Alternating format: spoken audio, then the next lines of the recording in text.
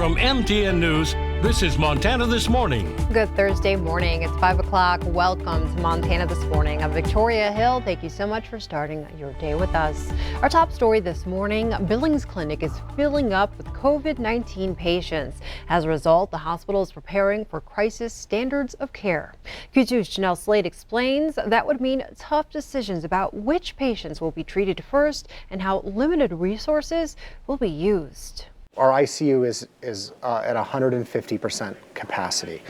Emergency room physician Dr. Nathan Allen says the number of COVID-related patients has nearly doubled in the last 2 weeks.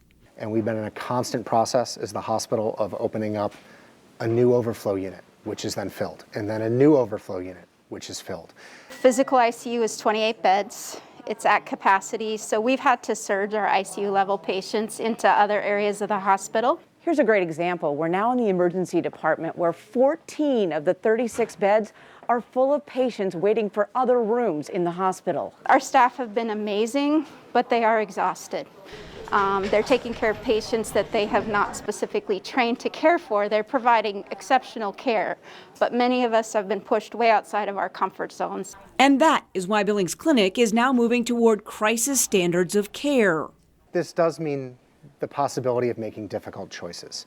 It does mean that we might not always be able to deliver the same standard of care that we normally would to all patients. Allen is one of the only healthcare ethics consultants in the state and says the framework used by Billings Clinic was created statewide and has been endorsed by both the current and past governors.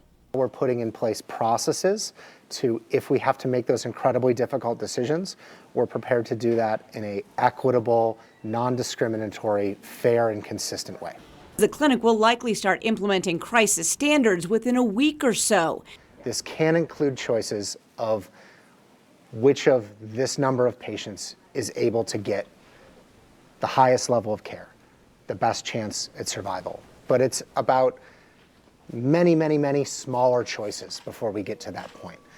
And in the meantime, to avoid reaching that point, Allen says the rest of the community can help. By getting vaccinated as soon as they can, by wearing their mask, by quarantining if they're infected or otherwise. And that's a sacrifice that people make, but it's a sacrifice that can benefit the health of everyone in our community. In Billings, Janelle Slade, MTN News. National Guard members are now helping out in the ICU at Billings Clinic. These 10 soldiers will work 12-hour shifts for 14 days straight. Once they're done, the hospital hopes to bring in another set of troops. This isn't the first time the National Guard has helped out at Billings Clinic. Hospital staff say last time they were here, Guard members seamlessly integrated with the team, and they're happy to have them back. One soldier is making her second trip to Billings and says she's ready to get to work. Being all Montana residents, we're here to help our fellow neighbors here in Montana. Very valuable for me to be part of that, and more reason for me to jump on this opportunity for a second time to continue to provide that support. National Guard members do not provide any clinic care. They help with things like cleaning and patient transport. Nationally, the U.S. just passed a grim milestone. 1 in 500 Americans have died from COVID-19. That's more than 663,000 people. Experts say vaccinations have been highly effective at preventing deaths, and a key FDA panel will look at possible booster recommendations this week. CBS's Tina Kraus has more. The COVID-19 vaccines got a holy endorsement on Wednesday. Pope Francis told reporters that humanity has a history of friendship with vaccines and urged everyone to get their shots. In the U.S., a key meeting for possible booster shots happens tomorrow. The FDA released new documents from Pfizer ahead of an advisory panel's meeting, claiming that protection from its vaccine loses some effectiveness after 6 months, but improves to 95% after a third dose. FDA staff noted in a separate document that they've yet to verify some data that would support a booster, saying the current vaccines still afford protection against severe COVID-19 disease and death This is a pandemic of the unvaccinated. President Biden met with executives from Microsoft, Disney, and others to urge companies to mandate vaccines for their employees. Vaccination is key to getting the pandemic under control and keeping the economy strong. Just 63% of the eligible population is fully vaccinated. In Los Angeles County, a new health order is being issued that will require proof of vaccination or a negative test for large outdoor events like Dodgers games. Proof of vaccination will be needed to go inside bars and other drinking establishments. Bar Calo has been doing it for weeks. Everybody's been really cool about it. They want to get it back to normal. People will need one shot by October 7th and be fully vaccinated by November 4th. Tina Kraus, CBS News. The Los Angeles County rule applies to all outdoor events with 10,000 or more people. And that includes amusement parks and concerts. Now it's time to get a check of the weather with Miller on this Thursday. Morning. What's going on today, Miller? Cooling down. It's going to be a nice day today with temperatures mainly in the 60s. Slight chance we could see some rain, and then we're going to warm right back up again. We'll tell you all about that with the main forecast coming up. Just a really nice start across Yellowstone County right now. At the airport, we're sitting at 59, humidity 46%. Winds out of the south at about 6 miles an hour. Crunch some numbers yesterday, a little warmer than anticipated. We got up to about 88 degrees, and we're not done seeing warm temperatures yet. Could be flirting with record highs on Saturday. Again, more details on that coming up. Overnight low yesterday got down to about 53. Yesterday, we did have those wind gusts in excess of some areas, 35 miles an hour. We didn't quite get there, but we came close yesterday here at the airport. Remember, there was a fire risk yesterday, and we're not done with that either. Maybe on Saturday, too. We're well over a half an inch in the hole for the month now, and we're closing in on 3/4 or 3 inches, 3.7 inches of a deficit in terms of the rainfall for the year. So we can really use some rainfall to make up the ground. Maybe Sunday into Monday our best opportunity to see some rain, although we do have some out there right now. A little disturbance sliding across the area behind that front. Temperatures 50s and 60s right now, a lot of 60s across the board today, so it should be a very nice day to get outdoors. And another benefit of the cold front, wiping out the surface smoke, so the air quality for the most part should be good today. Yeah, good point to that. Yeah. All right, Miller, well, thank you so much for that weather update. I'll get back to updating the news. Okay. Today, the former Minnesota police officer who killed George Floyd will be in court to face separate charges of violating the civil rights of a teenager in 2017. Derek Chauvin was sentenced to more than 22 years in prison for Floyd's death. He's also charged in a separate case that accuses him of grabbing a then 14-year-old by the throat, hitting him in the head with a flashlight, and holding his knee on the teen's upper back and neck. Chauvin's police report from that encounter said the teen resisted arrest and the then officer used his body weight to pin him down. 4 of the country's top gymnasts revealed the extent of the sexual abuse they endured at the hands of Larry Nassar and how the FBI and USA Gymnastics ignored and covered it up. Their testimony came during a Senate Judiciary Committee hearing. CBS's Skylar Henry has more. 4 elite gymnasts delivered searing and emotional testimony on Capitol Hill about years of sexual abuse at the hands of former team doctor Larry Nassar, and then more years of indifference and cover-ups. I blame Larry Nassar, and I also blame an entire system that enabled and perpetrated his abuse. Michaela Maroney's case was one of the first to be referred to the FBI. She says she shared graphic details of the abuse during a phone interview in 2015. I began crying at the memory over the phone, and there was just dead silence. I was so shocked at the agent's silence and disregard for my trauma. After that minute of silence, he asked, "Is that all?" The hearing followed a scathing report from the Department of Justice's Inspector General.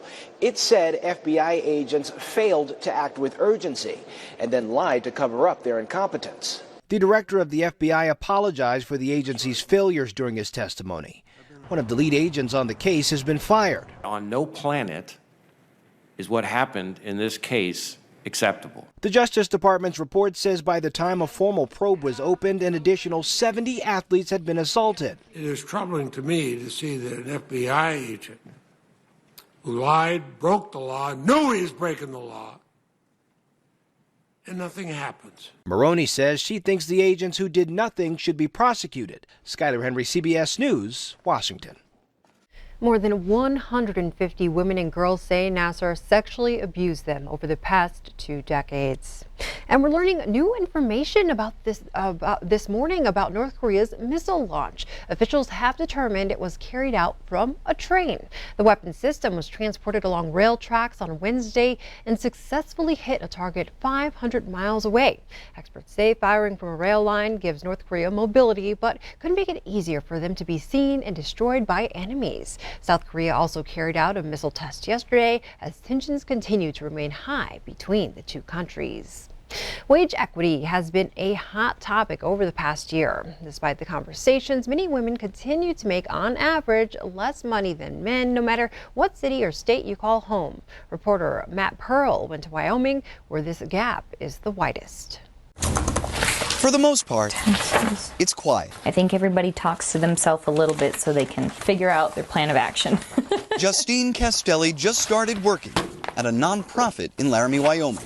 It's been about 2 months. She uses the calm to develop her career. Dabbling into the nonprofit and figuring out the inner workings of it, it's really interesting. It's been pretty quiet. And then you get home. And yeah.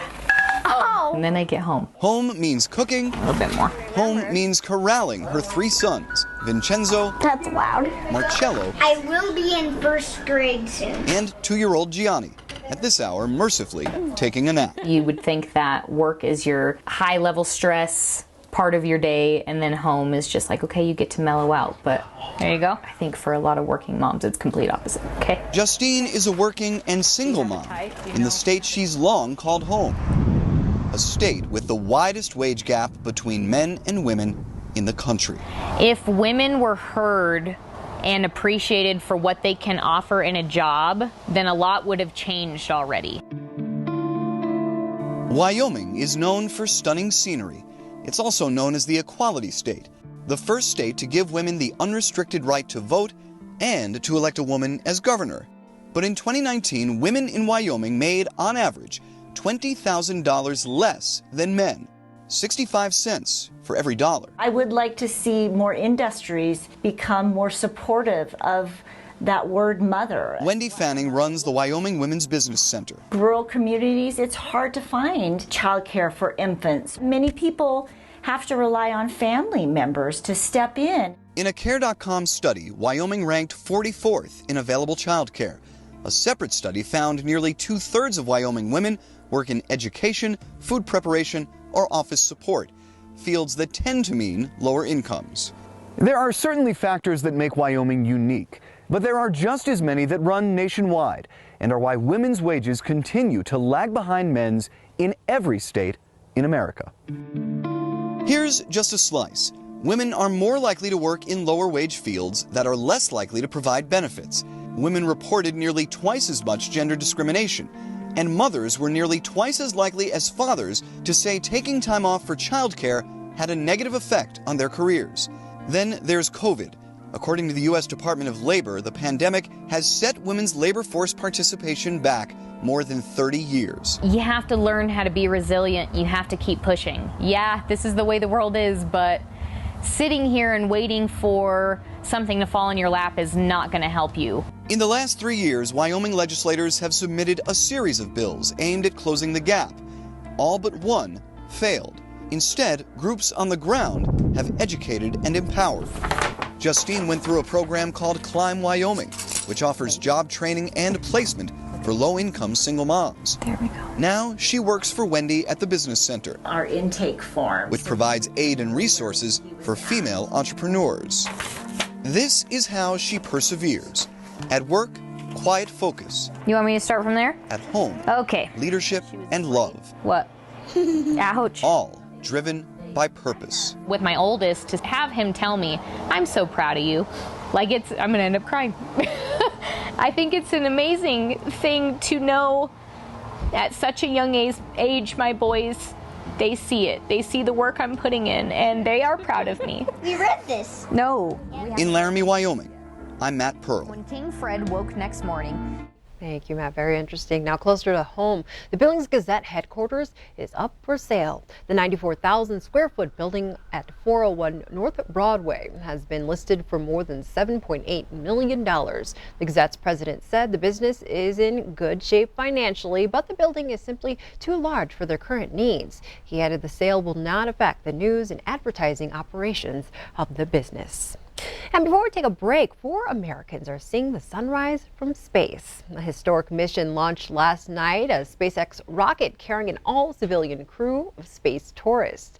CBS's Bradley Blackburn has more details. A SpaceX rocket lit up the night sky over the Kennedy Space Center, the mission called Inspiration 4. But the remarkable thing about this flight is that there are no astronauts on board. The door's opening now. It's pretty incredible. That's the voice of Jared Isaacman, the tech billionaire who chartered the flight for an estimated $200 million. He's taking 3 other private citizens on this 3-day mission where they'll have panoramic views from a cupola window in the space capsule. Civilians have flown in space before, but there's never been an entirely civilian crew on a privately funded, non-government mission to orbit. It's part joyride and part fundraiser for St. Jude Children's Hospitals. On board, Haley Arsenault is a childhood cancer survivor who works at the hospital. She's now the youngest American to ever go to space and the first who has a prosthetic body part. I definitely am excited to represent those that aren't physically perfect. I want to bring this experience back and share with everyone I encounter. Orbiting Earth, it's a far more ambitious journey than what Richard Branson and Jeff Bezos did earlier this year, flying briefly to the edge of space. This crew trained for months, but they're mostly along for the ride. The SpaceX capsule is controlled remotely back on ground. It is the opening of a new era in the sense that you don't have to have that level of expertise to simply go to space. A new frontier for tourists who say they're opening space for everyone. Bradley Blackburn, CBS News. The crew will fly some 360 miles above Earth. That's 100 miles higher than the International Space Station.